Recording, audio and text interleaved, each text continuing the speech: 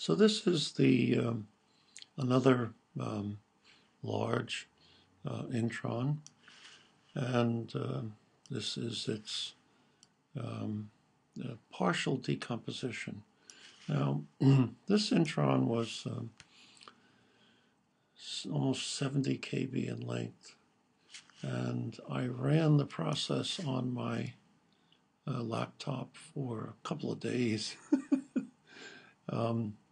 The 70 kb takes about about an hour for each folding.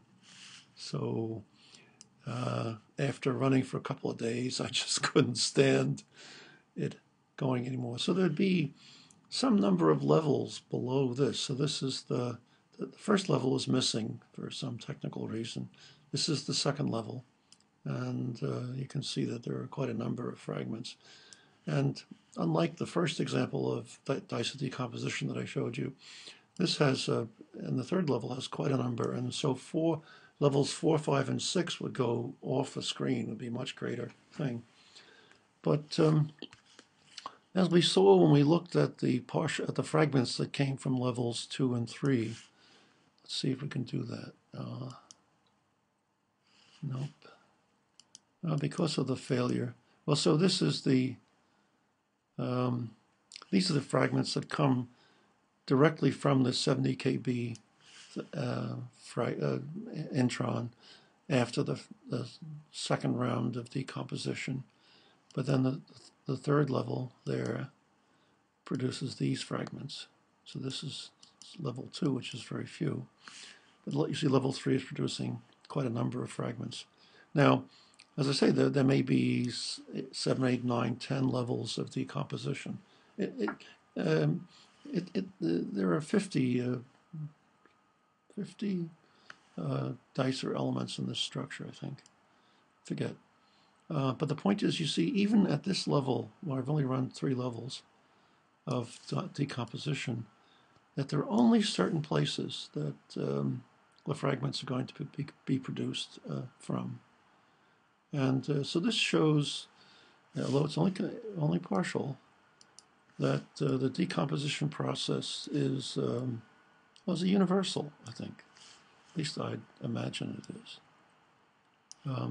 So again, just to go back, this was the original structure, and we'll just show the dicer. There's all the dicer stems in it. So there's quite a bunch of them, and here's the big stems. It's a very complex structure, and that this is its partial decomposition.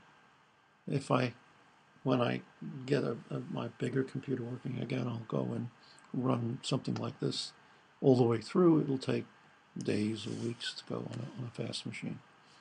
But let's go to different examples. So here's a relatively small sequence, and here's its dicer decomposition again. Not bad. You see how it expands out, goes back, and then goes back out again. And so let's see if we knock out the greens. Yeah, see, there's the process. So level 4 is quite dense, but there's no level 5.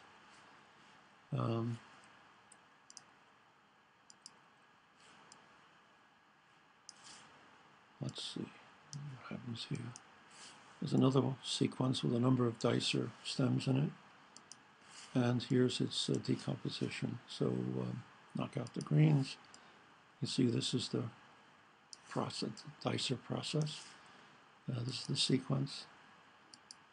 Here again, see there are only fragments certain places. Rather elegant. Another thing with a number of dicer stems.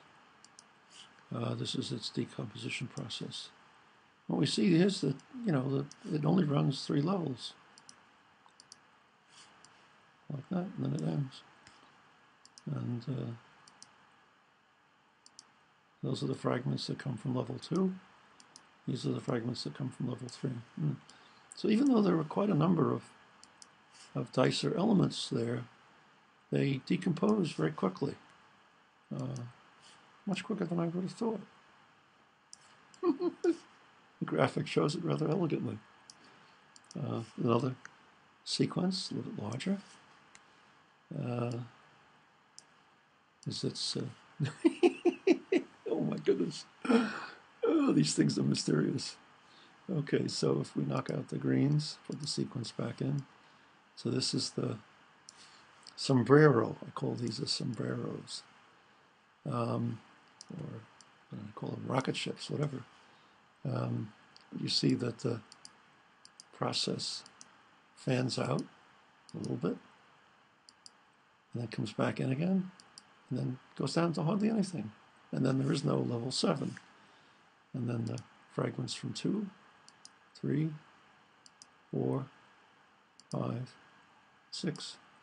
So 6 has just a few.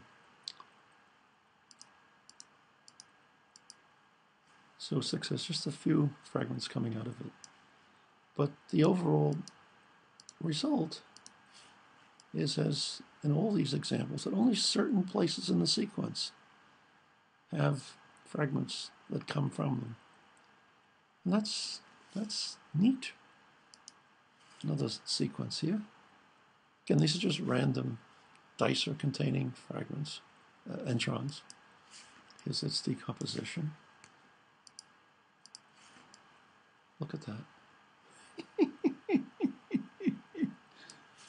Goodness gracious.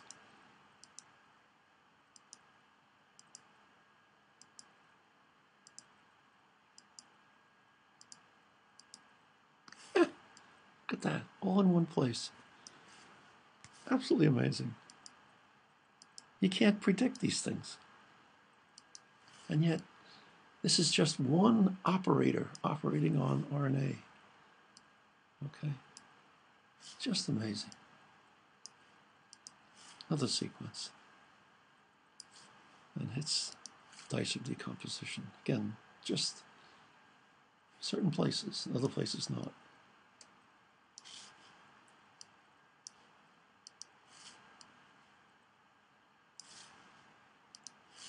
Look at this.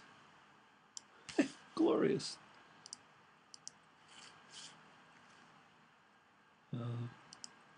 2, 3, 4, 5, 6. Oh my. Oh, goodness gracious. That's computing. Another sequence.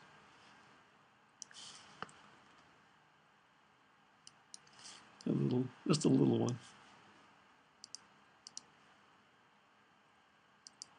2, 3, 4.